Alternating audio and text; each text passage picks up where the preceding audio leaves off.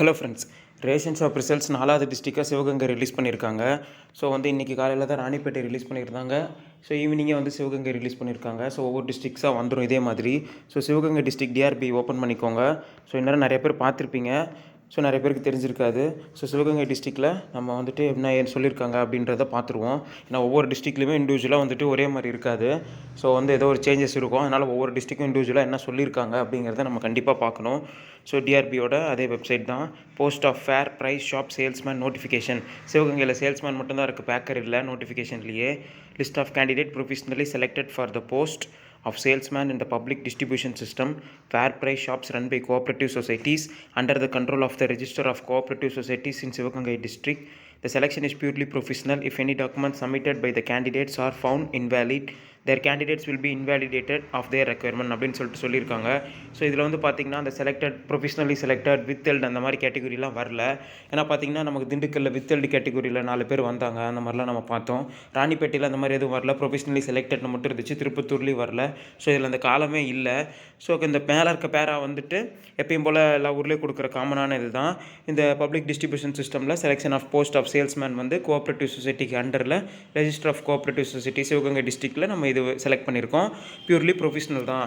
ஏதோ ஒரு document submit பண்ணல அப்படின்னா அது இன்வேலிடாக இருக்கும் அப்படின்ற மாதிரி சொல்லி முடிச்சிருக்காங்க. ஸோ செலெக்ஷன் லிஸ்ட் இருக்குது பாருங்கள் சேல்ஸ்மேனுக்கு. சேம் அதே மாதிரி serial number, application number, candidate name, date of birth. So select ஆன இருக்கும். கங்க்ராச்சுலேஷன்ஸ்.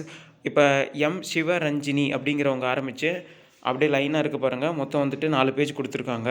10 மொதல் பேஜில் 10 பேர், ரெண்டாவது பிடிஎஃப்பில் அப்படியே வருது 30, அப்படி போது பாருங்கள்.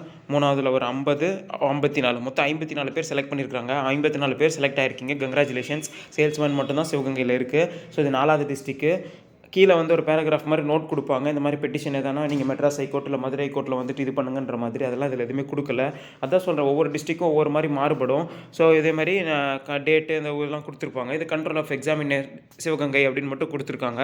கவிதா வரைக்கும் லாஸ்ட்டாக 2000 அவங்க வரைக்கும் முடிஞ்சிருக்கு. ஸோ 54 பேர் செலக்ட் பண்ணியிருக்காங்க. ஒவ்வொரு ஊர்லேயுமே பார்த்திங்கன்னா உங்களுக்கு வேகன்சிஸ் எக்ஸ்ட்ராவும் வருது.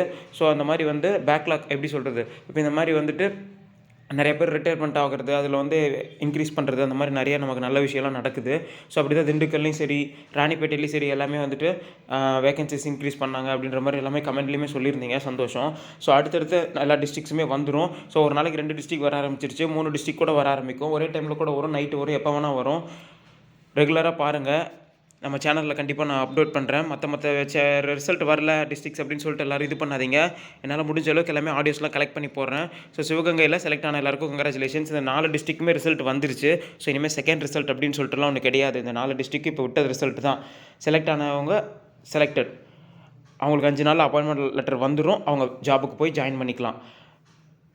ஓகே ஃப்ரெண்ட்ஸ், அடுத்தடுத்த டிஸ்ட்ரிக்ஸ் எது வந்தாலும் நான் நம்ம சேனலில் ரெகுலராக உடனே சொல்கிறேன். நம்ம சேனலில் ரெகுலராக ஃபாலோ பண்ணுங்கள். மெயில் ஐடி டிஸ்கிரிப்ஷனில் இருக்குது. innovativkarthi811@gmail.com.